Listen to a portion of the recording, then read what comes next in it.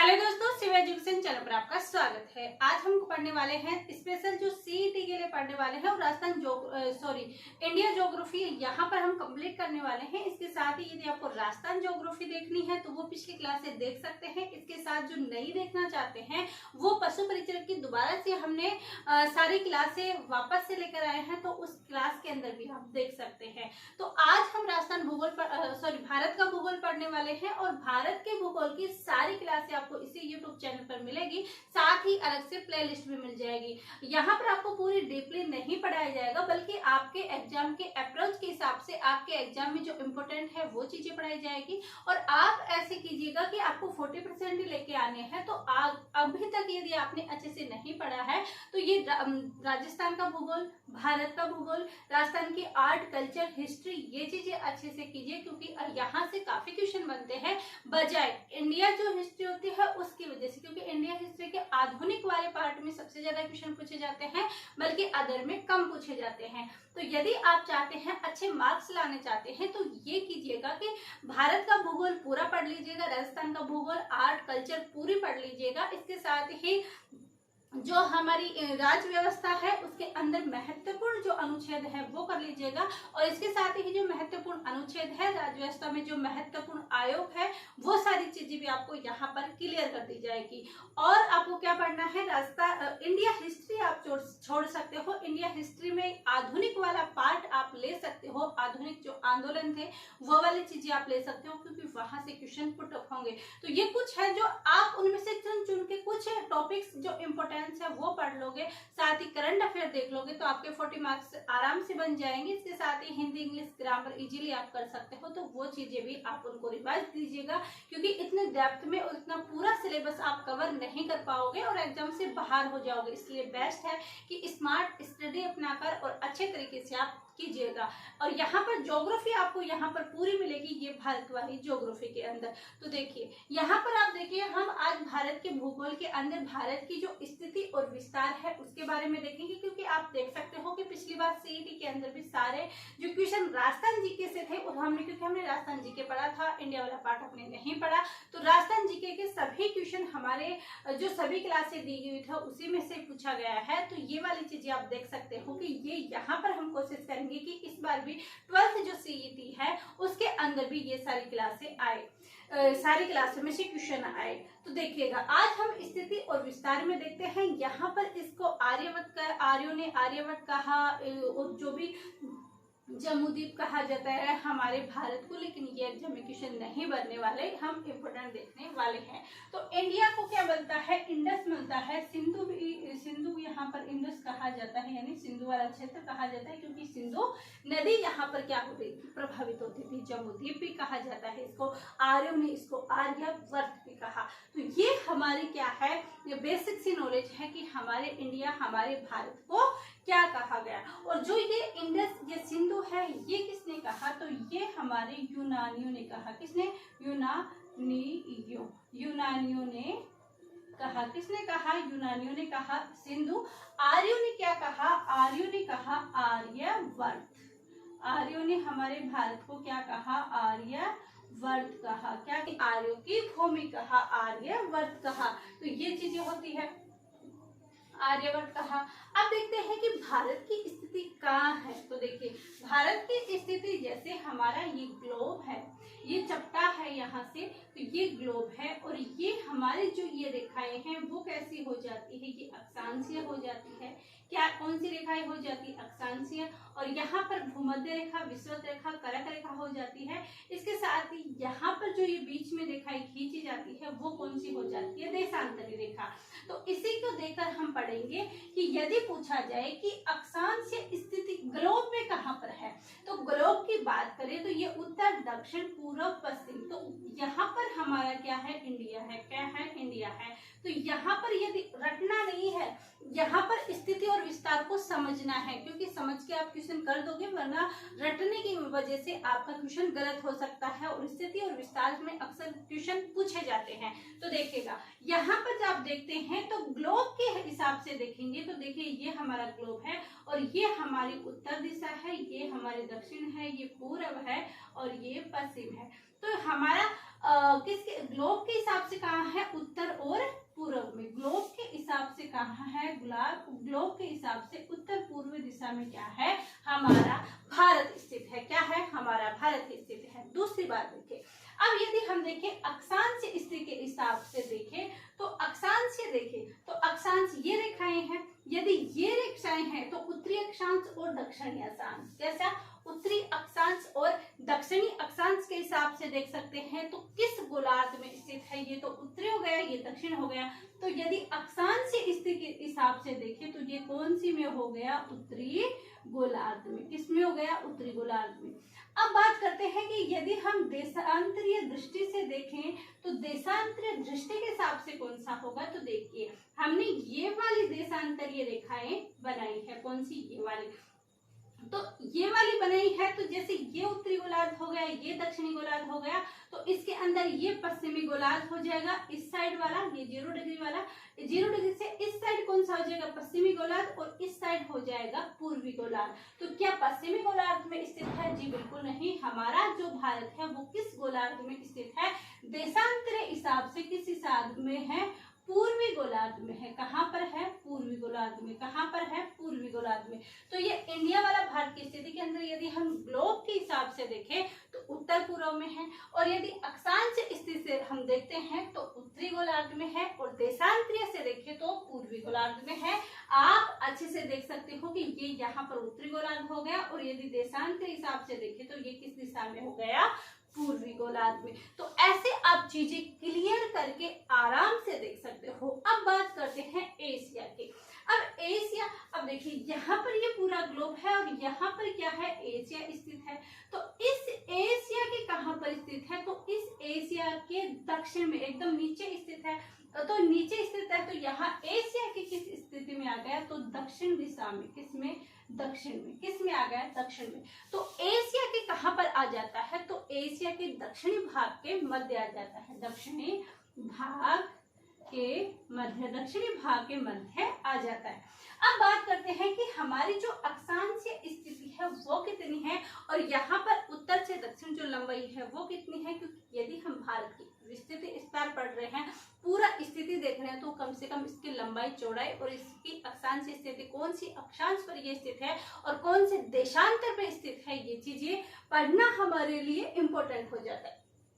तो देखिए सबसे पहले हम अक्षांशीय स्थिति देखते हैं। तो ये जो अक्षांशीय स्थिति है ये कितने पे है, तो ये 8.4 डिग्री से, कितने, 8.4 मिनट उत्तरी अक्षांश से लेकर और कितने है 37.6 मिनट दक्षिणी अक्षांश है। कितनी अक्षांश है, 8.4 मिनट उत्तरी अक्षांश से लेकर, उत्तरी अक्षांश से लेकर कितनी है, 37.6 मिनट, 6 मिनट, क्योंकि दो लाइनें किसको करते हैं, मिनट को डिवाइड करते हैं, उत्तरी अक्षांश, उत्तरी अक्षांश पर स्थित है, उत्तरी अक्षांश पर स्थित है। कितनी पर है, 8.4 मिनट उत्तरी अक्षांश से लेकर 37.6 उत्तरी अक्षांश पर स्थित है। किसकी स्थिति है, ये अक्षांशीय स्थिति। अब हमने देखा कि ये 8.4 यानी 8.4 से लेकर 37.6 तक क्या है, इसकी अक्षांश स्थिति का विस्तार है। तो इनके अंदर जो अंतर है वो इन अक्षांश स्थितियों का अंतर कितना है, तो इनका जो अंतर है देखो कितना है, 37 और 8, तो कितने हो गए, 29.2। कितने हो गए, क्योंकि इन दोनों को यदि आप माइनस करोगे तो भी आपका आ सकता है, और वैसे याद भी रख सकते हो कितना है, 29.2 मिनट उत्तरी अक्षांश का क्या है, इनका अंतर है। कितना है, 29.2। अब ये बात हो जाती है, हमने अक्षांश स्थिति देख ली कि इसकी 8.4, 37.6 इसकी क्या हो जाती है, अक्षांश, उत्तरी अक्षांश स्थिति, इनकी अक्षांश स्थिति हो जाती है। अब इसके साथ ही हम देखते हैं कि इसकी देशांतरीय स्थिति कितनी है, साथ ही इसके साथ देखेंगे कि इसकी जो देशांतरीय स्थिति है उसमें भी अंतर कितना है। तो इसकी जो देशांतरीय स्थिति है वो कितनी है, तो कितनी है, 68.7 मिनट पूर्वी देशांतर से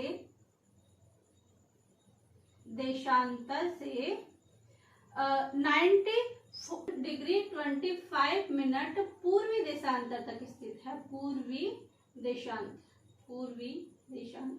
कितनी है, 68.7 पूर्वी देशांतर देशांतर से 97.25 या 97.25 97 डिग्री 25 पूर्वी देशांतर पे स्थित है। और इसका जो अंतर है वो अंतर कितना है, तो ध्यान रखिए यहाँ पर 29 है तो यहाँ पर भी 29 है, तो 2 को 9 से जब मल्टीप्लाई करेंगे तब कितने आ जाएंगे 18। तो यहाँ पर कितना है 29.3, 2 किस में है अक्षांश स्थिति के अंदर, और 2 को 9 से मल्टीप्लाई करेंगे तब कितने आएंगे 18। तो 29.18 29 डिग्री 18 किसकी है, इन दोनों का अंतर है। तो अक्षांशीय और देशांतर स्थिति हमने देख ली कि इनकी अक्षांश स्थिति कितनी है, देशांतरीय स्थिति कितनी है।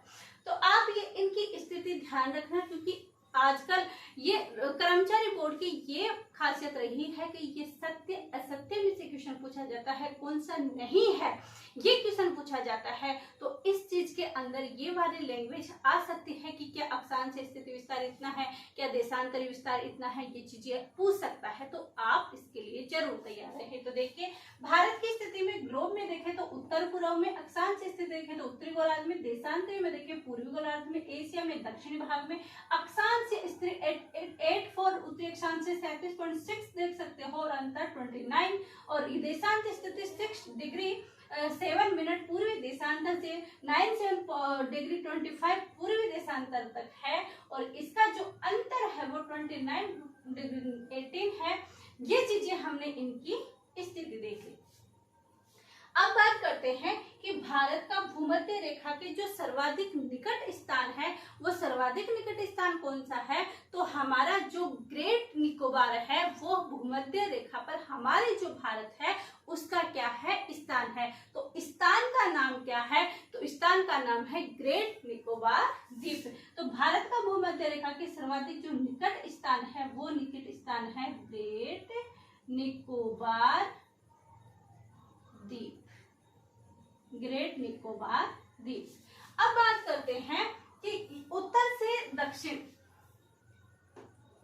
अब बात करते हैं कि इनकी उत्तर से दक्षिण की लंबाई कितनी है और पूरब से पश्चिम लंबाई कितनी है। तो आप सबसे पहले नक्शा ध्यान में लेके आइएगा और उस नक्शे के बाद में ये देखिएगा कि उत्तर से दक्षिण ज्यादा लंबाई दिख रही है या पूरब से पश्चिम ज्यादा लंबाई दिख रही है।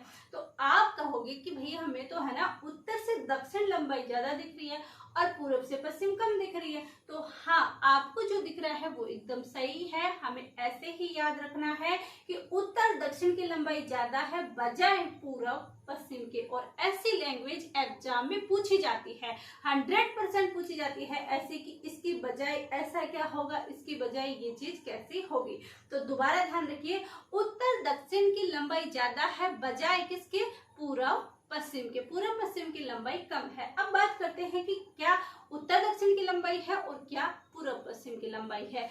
तो इसकी लंबाई उत्तर दक्षिण कितनी है, तो 32 14 32-14 ये किसके है, उत्तर से इसकी दक्षिण लंबाई है।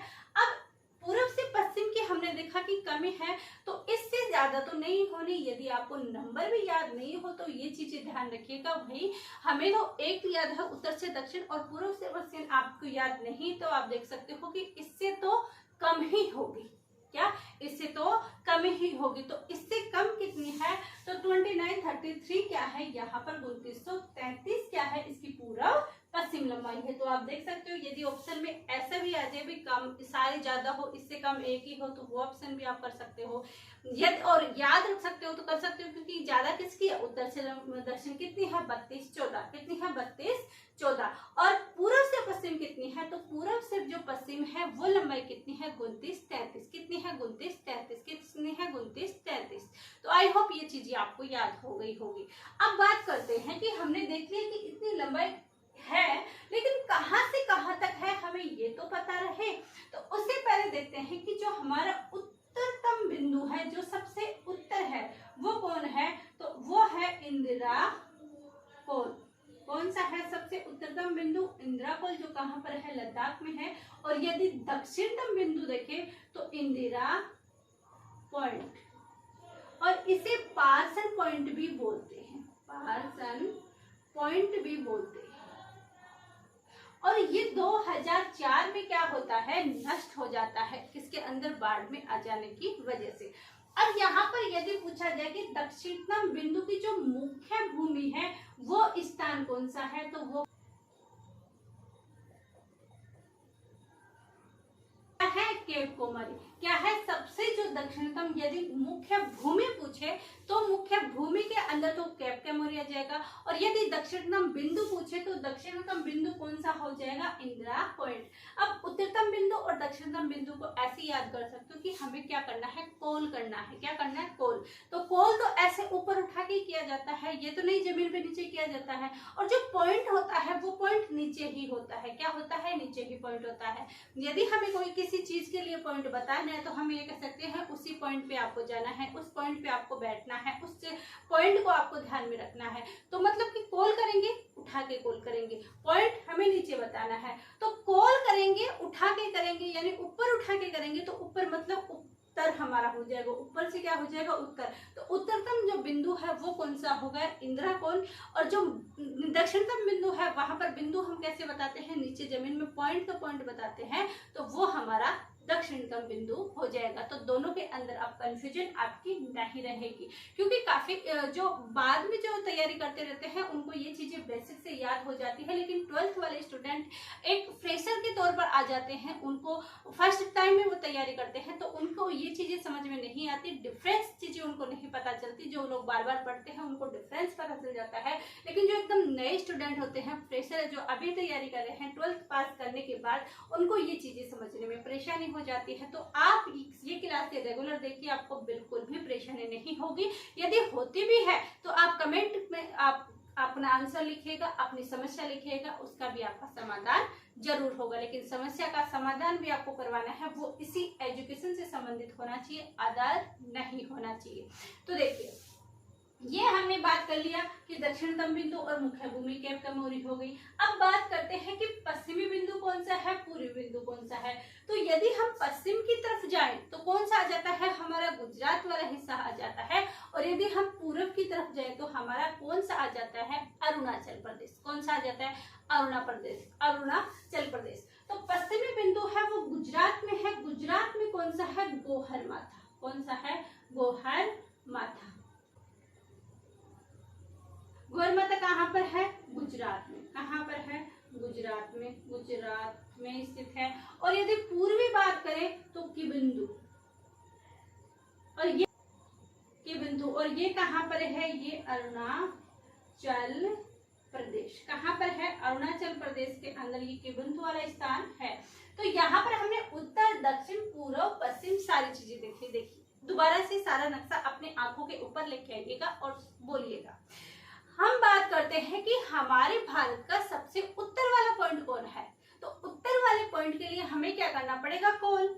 तो इंदिरा कोल कौन सा हो जाएगा, उत्तर का हो जाएगा। उसके बाद बात करते हैं दक्षिण का पॉइंट, और दक्षिण का पॉइंट है दक्षिण का तो इंदिरा पॉइंट। क्या, इंदिरा पॉइंट। ये हमारा उत्तर और दक्षिण हो गया, और उत्तर और दक्षिण की जो लंबाई है वो 32-14 है। इसके बाद बात करते हैं कि हमारे पूर्व कौन सा है और पश्चिम कौन सा है। देखिए हम राजस्थान में रहते हैं, राजस्थान के पास गुजरात है। क्या है, गुजरात। तो गुजरात यहाँ पर हमारे जो पश्चिमी दिशा है उसके लास्ट में है, तो लास्ट में है तो क्या, गोहर माता। क्या, गोहर माता किसका है, गुजरात का स्थान है। और कौन सा है, पश्चिमी स्थान, पश्चिमी पॉइंट कौन सा है, पश्चिमी। और यदि पूर्व में जाना है, किधर जाना है, पूर्वी में। किधर जाना है, पूर्व में। पूर्व में किसकी तरफ, किबंतु अरुणाचल प्रदेश, किबंतु अरुणाचल प्रदेश, किबंतु अरुणाचल प्रदेश। तो पूर्वी किबंतु अरुणाचल प्रदेश, और पश्चिमी हो गया हमारा गोहर माथा, गुजरात। तो ऐसे करके हमने चारों पॉइंट याद कर लिए हैं, उत्तर, दक्षिण, और हमारे पूर्व से पश्चिम की जो लंबाई है वो कितनी है, 29-33। कितनी है, 29-33। तो आई होप ये चीजें समझ में आ गई होगी, आपको याद भी हो गया।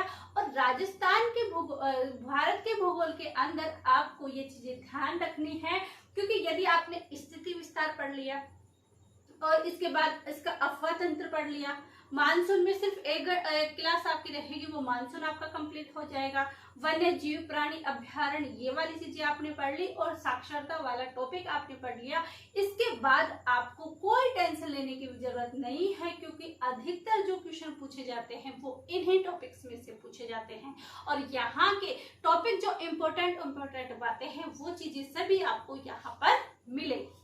तो ये हमने बात कर ली। अब कर्क रेखा की बात करें तो कितना है 23.5 डिग्री, कितना है 23.5 डिग्री। अब कर्क रेखा कितने राज्यों से होकर गुजरती है, तो वो 8 राज्यों से होकर गुजरती है। कितने से? 8 राज्यों से। अब उन 8 राज्यों के कौन कौन से नाम है, तो आप ध्यान रखिएगा। 8 राज्य हम इधर पश्चिम दिशा से स्टार्ट करेंगे। कौन कौन से स्टार्ट करेंगे, तो 8 राज्य हमारा सबसे पहले आ जाएगा हमारा गुजरात। कौन सा आ जाएगा? गुजरात। गुजरात के बाद कौन सा आ जाएगा? राजस्थान। राजस्थान के बाद कौन सा आ जाएगा? मध्य प्रदेश।